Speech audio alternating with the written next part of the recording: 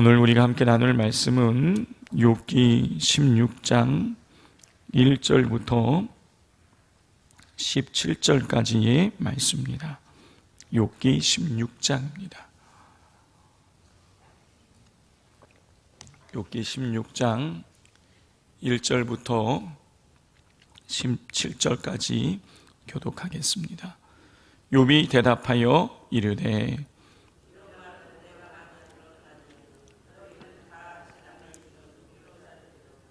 헛된 말이 어찌 끝이 있으랴. 내가 무엇에 자극을 받아 이같이 대답하는가.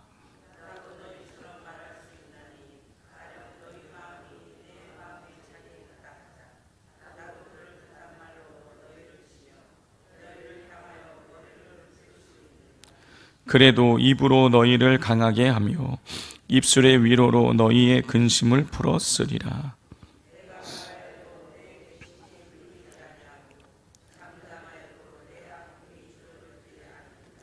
이제 주께서 나를 피로하게 하시고 나의 온 집을 패망하게 하셨나이다.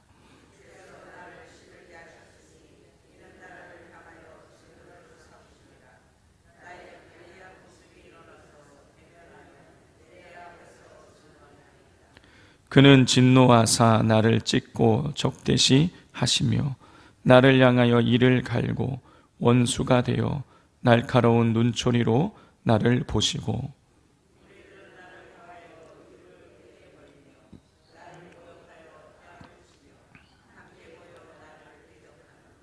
하나님이 나를 악인에게 넘기시며 행악자의 손에 던지셨구나.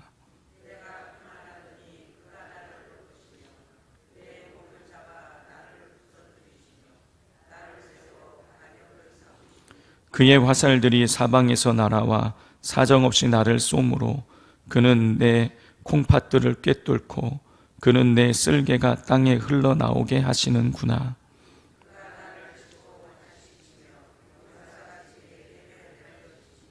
내가 굵은 배를 꿰매어 내 피부에 덮고 내 뿔을 티끌에 더럽혔구나. 내 얼굴은 울음. 함께 읽겠습니다. 그러나 내 손에는 포악이 없고 나의 기도는 정결하니라. 아멘. 어제 우리는 이제 엘리바스와 빌닷과 소발과 그리고 욥과의 이 1차 논쟁이 끝나고, 그리고 어제 우리 2차 논쟁이 시작되는 것을 보게 됩니다. 엘리바스, 빌닷, 소발과 이 욥은 세 차례에 걸쳐서 논쟁을 하게 되는데, 이제 어제까지 해서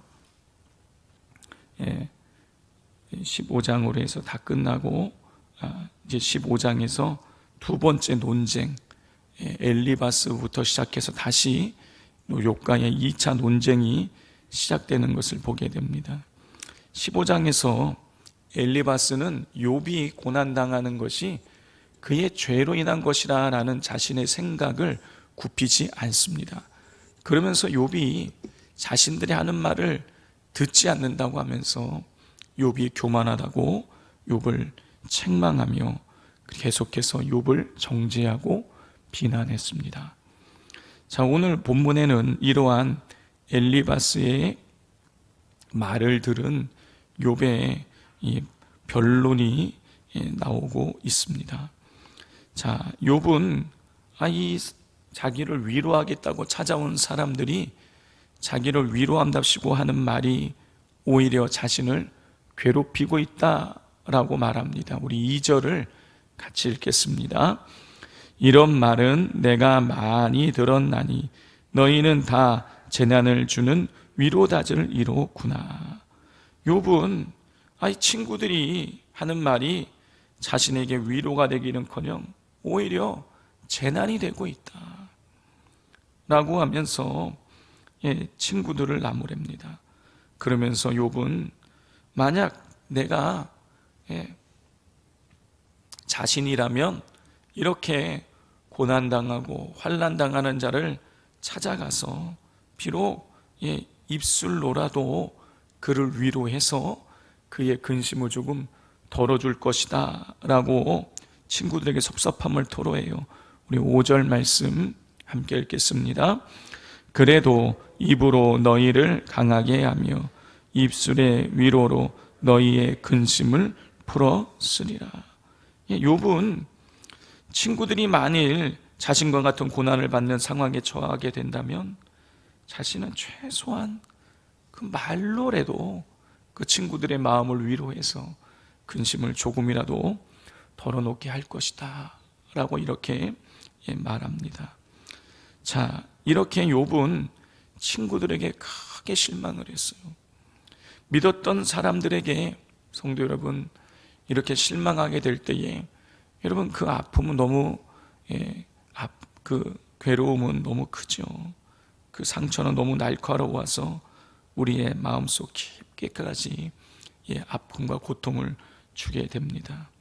자, 그런데 오늘 본문을 보면 이렇게 욥은 사람들에 의해서 받는 이 아픔보다 더 큰 아픔과 괴로움을 겪고 있는 것을 우리가 보게 됩니다.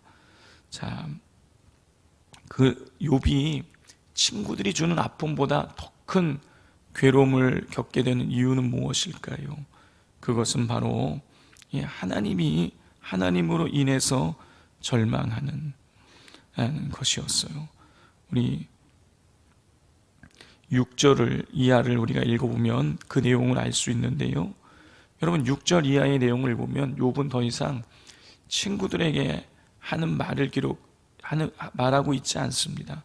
욥은 하나님께 자기의 아픔을 호소해요. 6절에서 욥은 내가 아무리 많은 말을 해도 또 입을 다물어 보아도 고통이 가시지 않는다고 하나님께 호소를 합니다. 그러면서 자신이 고통스러운 이유를 이렇게 밝혀요. 우리 7절과 8절을 같이 읽겠습니다. 이제 주께서 나를 피로하게 하시고 나의 온 집안을 패망하게 하셨나이다.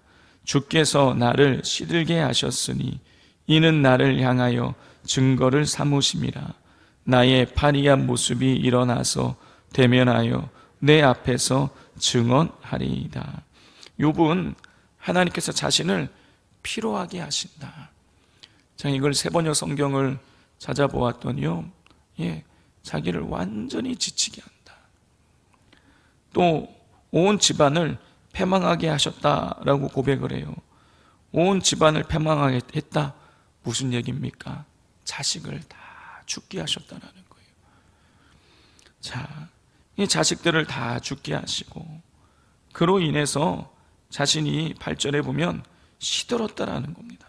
내 자신이 시들었고 자신은 이 파리한 모습이 되었다라는 거예요. 무슨 얘기입니까? 생기를 잃었다라는 것입니다. 살아있으나 산 송장과 다름이 없다. 지금 그런 고백을 하고 있는 것이죠. 또 9절과 10절을 보면 욥은 하나님께서 자신에게 진노하시고 또 자신을 적대시하시기 때문에 주위 사람들이 자신을 적대시한다고 고통을 호소해요. 12절 13절에서는 하나님께서 자신을 관역 삼으시고 사정없이 자신에게 화살을 쏘아대셨기 때문에 이 자신의 콩팥이 꿰뚫어지고 엄청난 고통을 호소한다고 하나님께 아뢰고 있어요. 성도 여러분, 지금 욥은 친구들이 아니라 하나님께 자신의 아픔과 고통을 호소하고 있습니다. 하나님께서 평안히 살고 있는 자신에게 어느 날 갑자기 고통을 주셔서 자신을 괴롭게 하신다고, 자신의 인생을 시들게 하신다고, 파괴하게 하신다고 하시면서 하나님 앞에 부르짖고 있습니다. 그런데 오늘 성경을 읽어보면 하나님이 아무런 대답도 하지 않으세요. 하나님께서는요, 우리가 성경을 읽어보면 욥기 38장이 될 때까지 욥이 이렇게 간절하게 아픔과 고통을 호소하는데 아무런 대답도 하지 않으세요. 침묵으로 일관하십니다. 이 하나님의 침묵이 욥을 더 괴롭게 하고 힘들게 하고 있는 것이죠. 성도 여러분, 친구들에게 절망하고 하나님의 침묵에서 절망하는 이 욥의 모습을 보면서 여러분, 우리는 어떤 깨달음을 얻을 수 있겠습니까? 우리는 모든 상황이 절망스럽고 하나님마저 나에게 침묵하시는 것 같은 그 절망의 순간에 어떤 자세를 가져야만 하는 것일까요? 우리 15절을 같이 한번 읽어보겠습니다. 내가 굵은 배를 꿰매어 내 피부에 덮고 내 뿔을 티끌에 더럽혔구나. 비록 욥은 지금의 고통을 당할 죄를 지은 적이 없지만 그는 굵은 배를 입고 겸손히 하나님 앞에 엎드리고 있습니다. 이것은 하나님 앞에서 자신을 낮추고 자신이 겪는 모든 고난에 대한 하나님의 뜻에 순종하겠다라는 뜻인 것이죠. 이유를 내가 알 수 없지만, 하나님, 제가 이유를 알 수가 없어요. 하나님이 왜 저를 이렇게 힘들게 하시는지, 저를 관역 삼으셔서 이렇게 화살을 쏘아대시는지, 그래서 제가 이렇게 고통을 겪어야 되는지 하나님, 저는 알 수 없지만 제가 굵은 배를 입고 하나님 앞에 엎드립니다라는 거예요. 이유를 알 수 없어요. 우리는 하나님께서 왜 우리에게 세상에 이런 일을 일어나게 하시는지, 왜 나에게 이런 일이 일어나시는지, 여러분, 우리는 다 그 이유를 알 수가 없습니다. 그렇지만 그럼에도 불구하고 하나님 앞에 우리가 엎드릴 때, 여러분, 그때의 시간이 지나고 나면 그 뜻을 우리가 알 수 있게 되는 것입니다. 하나님 앞에 엎드릴 때 여러분, 그 문제가 해석이 되는 거예요. 우리 지난 주일날 저녁 예배 때 오셔서 간증하신 서진교 목사님 간증을 들으신 분들도 계시고 안 들으신 분들도 계실 텐데, 서진교 목사님이 어떻습니까? 어려서부터 부모님 알코올 중독으로 온갖 어려움을 당했어요. 부모님이 자식을 돌보는 게 아니라 자식이 부모님을 돌봐야 할 수밖에 없는 고난 가운데 있었죠. 학교도 고등학교, 대학교, 대학원 걸쳐서 3번, 4번씩이나 이러저러한 이유로 퇴학 처분을 받을 수밖에 없는, 본인으로서는 도저히 감당이 안 되는 일들이 계속 일어났어요. 또 최근에는 이 딸이 정신 발달 장애를 넘어서서 정신지체 장애까지 그런 판단을 받아서 너무너무 괴로웠었다 라는 말씀을 하셨습니다. 그런데 그때 사모님께서 이런 말씀하셨다 그러시죠. 하나님께서 주신 것은 모두 다 선하고 좋은 것이다. 이유를 알 수 없지만 하나님이, 선하신 하나님이 우리에게 주시는 것이라면, 그것이 비록 지금 당장 내 입에 쓰고 내 몸을, 내 마음을 괴롭게 한다고 할지라도 그것은 선한 것임을 믿고 따라야 된다는 것이죠. 성도 여러분, 우리가 힘들고 어려운 일이 있다고 할지라도 우리가 하나님을 원망하고 불평하지 말고 끝까지 욥과 같이 하나님 앞에 엎드려야겠습니다. 그때의 인생의 문제가 해석이 되고, 그때에 우리가 믿음으로 난관을 통과하면서 이 나에게 주어진 고난이 결국에는 나에게 선한 것이고 좋은 것임을 알게 되는 것이죠. 욥도 내가 이 고난을 통해서 정금과 같이 나온다고 나중에 고백하게 되는 것입니다. 하나님이 우리에게 주시는 모든 것은 선한 것입니다. 복된 것입니다. 여러분, 이 사실을 잊지 마시고 끝까지 믿음으로 모든 어려움들을 이겨나가실 수 있기를 주님의 이름으로 축복을 드립니다. 우리 시간 같이 기도하기를 원합니다. 우리가 하나님, 다 알 수 없지만 왜 이런 일이, 이런 아픔, 이런 고난이 나에게 일어나는지 나는 알 수 없지만 하나님, 우리가 욕과 같이 끝까지 하나님 앞에 엎드리게 하여 주옵소서.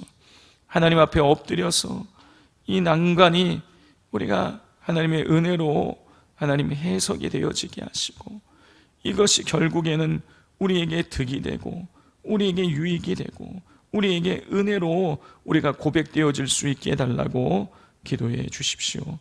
또 우리 비전센터에 우리 협력업체들의 협조가 이루어지게 하여 주셔서 우리 잘 준공이 이루어질 수 있게 해달라고, 그리하여 지금 우리 산돌교회에 이런 기도의 제목이 있지만, 그리하여 교회가 평안하고 든든하고 부흥되어졌다라는 이 초대교회의 역사가 우리 산돌교회에 일어나게 해달라고, 우리 가정에도 그리하여의 은혜를 더하여 달라고, 내 인생에도 그리하여의 은혜를 더하여 달라고 기도해 주시고, 우리 산돌교회가 기도의 공동체, 깨어있는 공동체가 되게 해달라고 또 기도해 주십시오. 이 시간 주여 삼창하고 부르짖겠습니다.